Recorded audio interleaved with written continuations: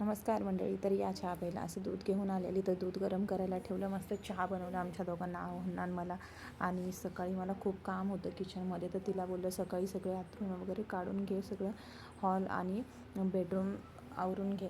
तर तिनं पूर्ण बेडरूम आवरून घेतला आणि वॉशिंग मशीन लावली होती मी आज सकाळी सकाळी. तर तिने कपडे सुकत टाकून घेतले.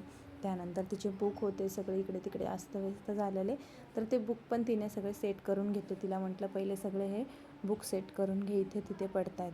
मग ते सगळे बुक तिने आवरून घेतले आणि मग त्यानंतर बेडरूम पण आवरून घेतला. बेडरूम सगळं आवरून घेतल्यानंतर तिने मग पूर्ण बाल्कनी वगैरे स्वच्छ करून घेतली.